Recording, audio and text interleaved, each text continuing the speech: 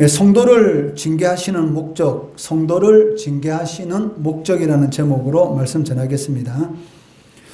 오늘 본문 말씀은 유다의 남은 자들이 회개하고 하나님께로 돌아올 때에 하나님께서는 유다에 대한 진노를 그치시고 반대로 유다를 징계하는 막대기로 사용했던 아수르를 꺾으시고 유다를 구원하실 것이다 라는 그러한 예언의 말씀이 기록되어 있습니다. 이 예언의 말씀은 히스기야 왕 때에 그대로 성취되는 것을 볼 수가 있습니다.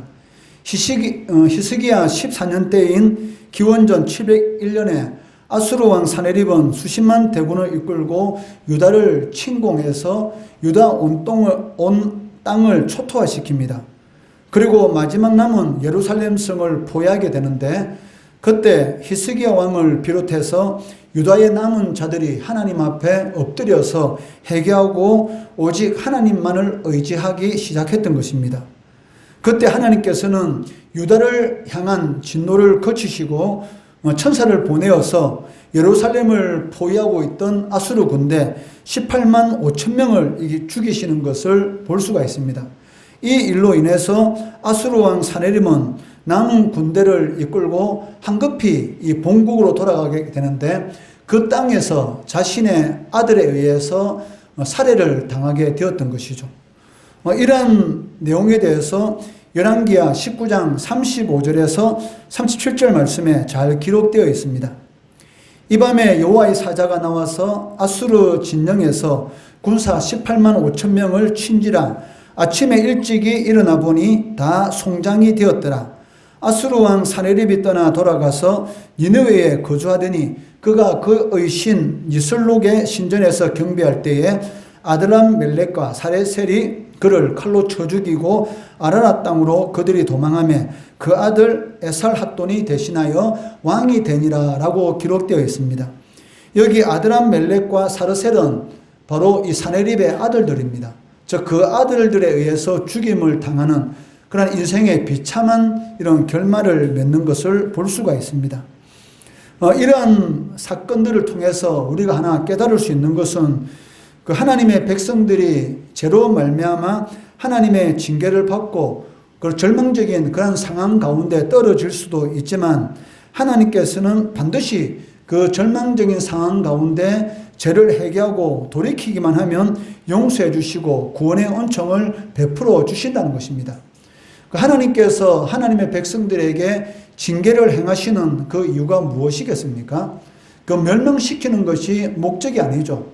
즉 하나님을 전적으로 의지하고 하나님께로 돌아오도록 하는 것이 하나님의 진정한 이러한 목적이라는 것입니다. 이러한 오늘 본문 말씀을 통해서 하나님께서 우리에게 주시는 그 영적 교훈이 무엇인가를 살펴보고자 합니다. 첫째는 그 하나님께서 성도를 징계하시는 목적은 멸망이 아니라 잃어버린 신앙을 회복시키기 위한 것이다 라는 것입니다. 20절 말씀해 보시면 그날이라는 이 표현이 나오고 있는데 이는 아수르가 심판을 받은 때를 가리키고 있습니다.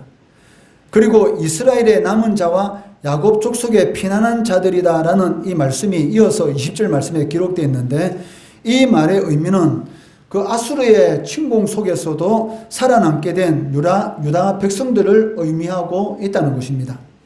이를 통해서 우리가 하나 알 수가 있는 것은 그 하나님께서는 유다 백성들을 그 아수르를 통해서 징계를 하셨습니다. 그렇지만 유다 백성들을 완전히 그 멸하시기 위한 것이 아니라는 그런 사실을 깨닫게 된다는 것이죠. 반드시 하나님께서는 이런 남은 자들을 두신다는 것입니다. 그러한 자들을 통해서 다시 하나님의 나라를 세워가시는 것을 우리는 볼 수가 있습니다.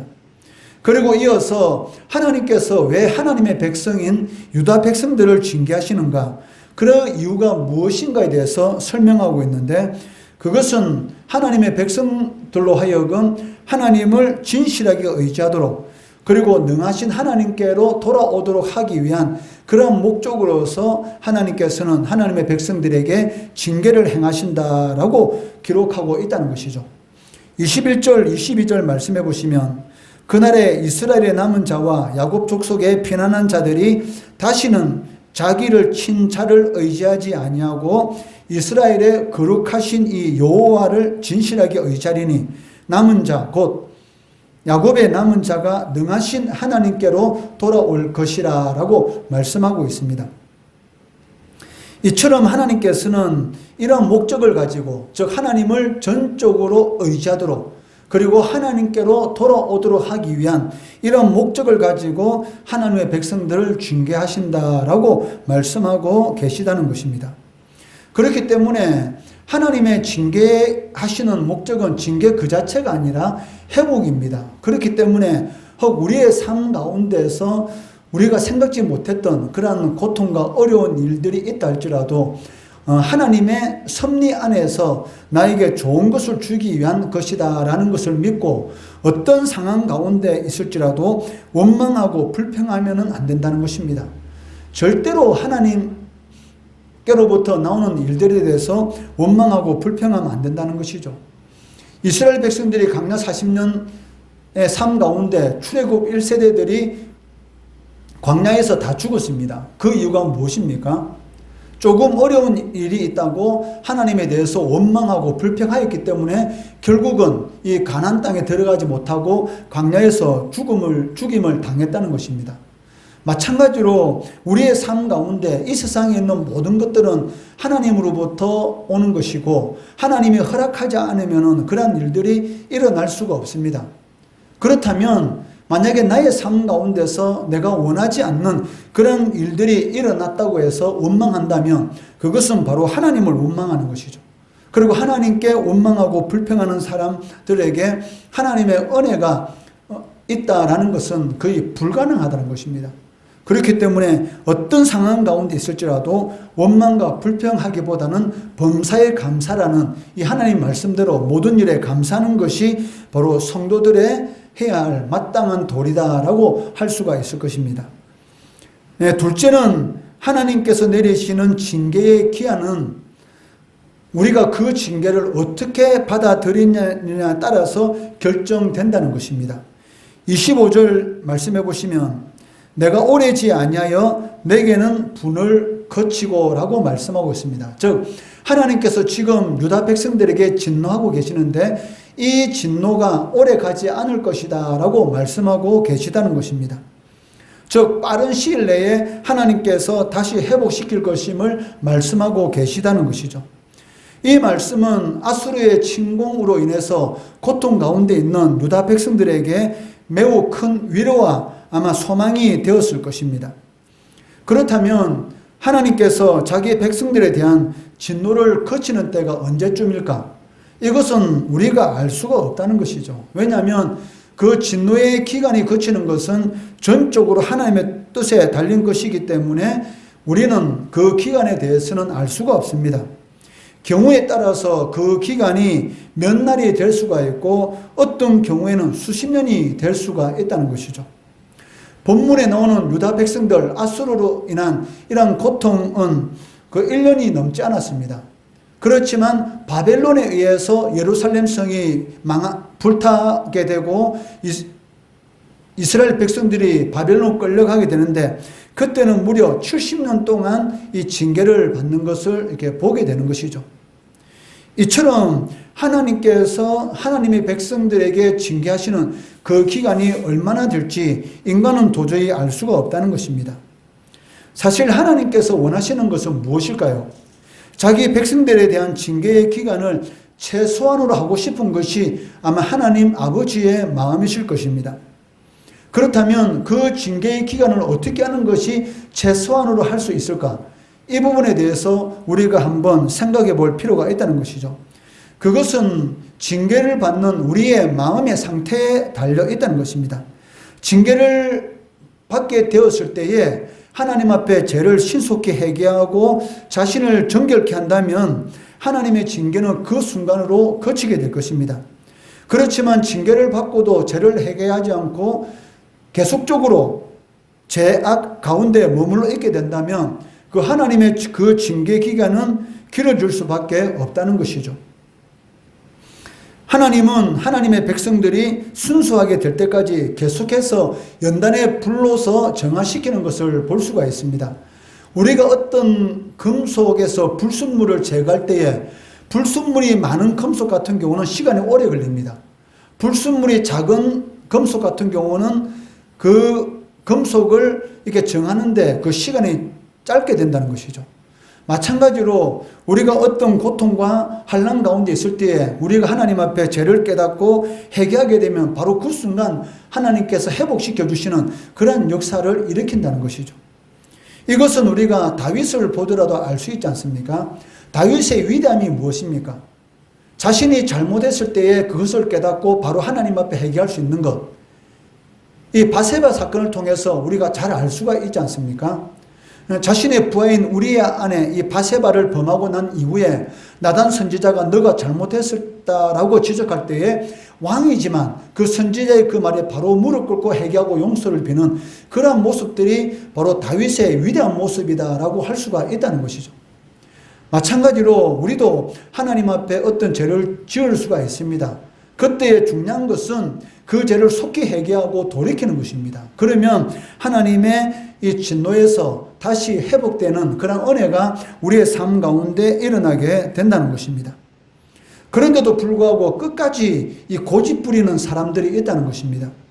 하나님의 징계가 임하였는데도 고집을 부리고 죄 가운데 그대로 머물러 있는 것, 이 사람처럼 어리석고 미련한 사람도 없다는 것이죠. 하나님께서는 그러한 고집을 버리기 전까지 끝까지 징계를 멈추지 않으실 것입니다. 인간이 어떻게 하나님을 이길 수가 있습니까? 그런데도 불구하고 끝까지 하나님을 이기려고 하게 되면 결국은 멸망의 길을 걸을 수밖에 없다는 것이죠. 받지 않아야 될 고난을 겪는 것만큼 어리석은 사람도 없습니다. 이스라엘 백성들 그 가나안 땅 2년이면 충분히 들어갈 수 있는 그런 땅이었습니다. 그런데도 불구하고 40년이라는 기간 동안 방황하게 되는 그 이유가 무엇입니까? 회개하지 않고 지속적으로 하나님을 원망하고 불평하는 그러한 죄를 범했기 때문에 결국은 출애굽 1세대들은 광야에서 죽게 되고 그 자식 세대인 출애굽 2세들만이 가나안 땅에 들어가게 되었던 것이죠.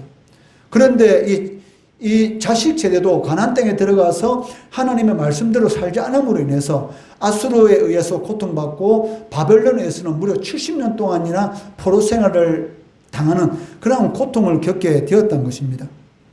그렇기 때문에 어떤 어려운 상황 가운데 혹 하나님의 징계 중에 있다 할지라도 하나님을 원망하는 그런 어리석은 자가 되면 안 된다는 것이죠. 내 삶 가운데 고통이 있다면 왜 나에게 이런 일이 일어났는가 하나님 앞에 기도하면서 혹 하나님과의 관계 가운데서 잘못된 것이 있다면 회개하고 속히 돌이키면 반드시 그 문제는 해결된다는 것입니다. 하나님 앞에서 자신을 먼저 돌아보고 징계 기간 중이라도 감사하며 자신이 정결하게 되었는지 돌아볼 수 있는 그런 지혜로운 자가 바로 하나님 앞에 은혜를 누릴 수 있는 그러한 자다라고 말을 할 수가 있을 것입니다. 우리는 오늘 이 본문 말씀을 통해서 두 가지를 살펴보았습니다. 첫째는 성도를 징계하시는 목적이 무엇입니까? 멸망이 아니라 잃었던 신앙을 회복시키기 위한 것이다.